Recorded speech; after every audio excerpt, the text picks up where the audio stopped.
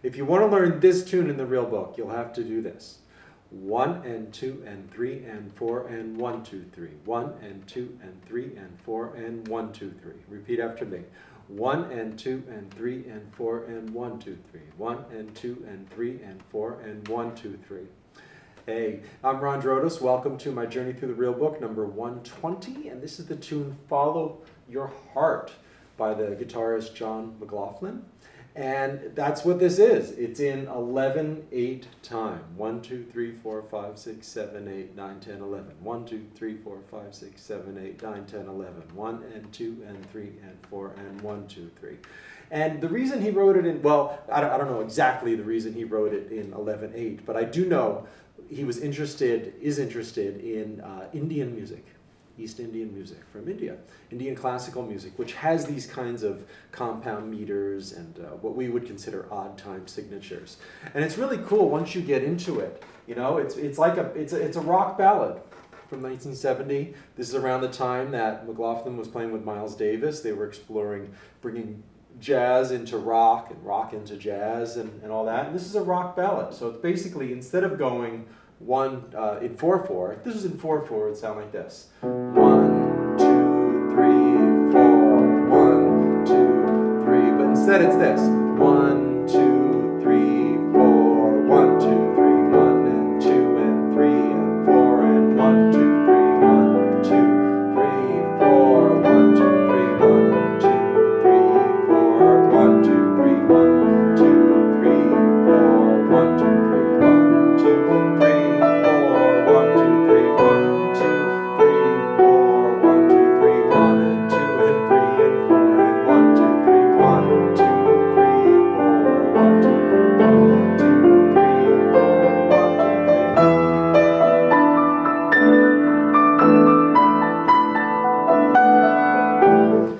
After a while, it feels logical, feels normal, gets into us, right? Just like if you're studying Indian drums or something, the tabla. But for a while, it's unusual for us. We're used to hearing everything in 4, most things. We don't even hear pop tunes in 3/4 anymore. You don't hear waltzes. Britney Spears isn't doing many waltzes. We don't hear it in our culture anymore. But this is fascinating, and you can do it. This kind of tune challenges us as a musician to learn something new. And I remember, practicing this stuff away from the piano too. First time I played with Dave Brubeck's son Chris, who's a wonderful composer, bass player, trombone player. Played some concerts with him and performed some of his classical music. And he uses these kind of meters as well. He got it through his father, growing up in that environment. And I remember having to, play this funk tune in 7, like a 1 and 2, 1, 2, 3, 4, 5, 6, 7, 1. And so I remember just going on a walk, you don't do this, on city blocks around traffic or anything, but if it's a path, nature path or something, you can count 7 as you walk. 1, 2, 3, 4, 5, 6, 7. 1, and just start getting used to this as the new normal kind of thing. You can do that too. You can just sit for 10 minutes. 1, 2, 3, 4, 1, 2, 3, 1, and just start feeling this. So when you sit down and play at the piano, it's not totally different. It's got this wonderful intro, these guitar chords, but you can basically play them on the piano. 1, 2, 3, 4. 1, 2, 3, 1, 2, 3, 4. 1, 2. Find your way to do it. Maybe you don't jump up here. I don't know. Maybe I'll just do it all in one octave. Because the way it's written here really is like across the 6 strings of the guitar. All right, here we go. It's a fun tune, and it's a challenge. So I invite you to take on the challenge as well.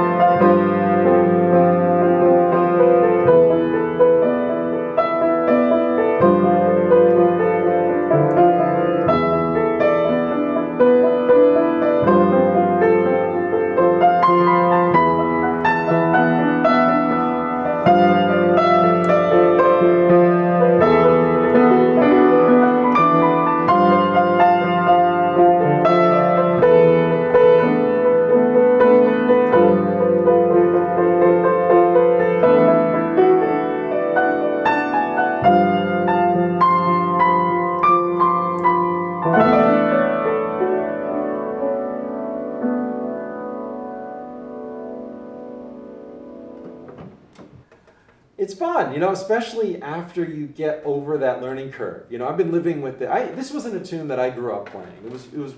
Well, I believe it was in the old real book. I think that's why it's in this one too. You know, the real book was originally written by Berklee College of Music students right in the early 70s. So this is a fresh tune at the time. But I don't think this is ever played at jam sessions because, you know, you're not going to call a tune that nobody can play. You know, you have to spend some time with it. So if you're going to call it a jam session, make sure everybody knows a couple weeks in advance to practice it. But it is one of these tunes that's going to make us better musicians by practicing, because it gets us out of our usual way of feeling the music, adding these 3/8 notes to a 4/4 rock ballad. It's genius in a way. I wouldn't have thought of this, right? He's taking something from another culture, from Indian classical music, and bringing it into rock and roll, basically, with the jazz kind of concept of improvising over it. So thanks for being here. Check out this tune, check out everything. We're working through the real book. Glad you're along for the journey. If you want some more inspiration, check out my blog at keyboardimprov.com, my video course. I'd love to, whatever you want. Skype lessons. Want to help you any way I can. And if it's through these as well, that's why I'm doing it. I'm trying to spread the culture, get us to play tunes that we don't usually do, and to help you dive into music in an immersive way. Go out and jam with your friends, with your peers, try to get some gigs if you're at that level. Whatever you need to keep going and make music part of your life in a more complete way, that's my real goal. So thanks for being here. I'll see you in the next video.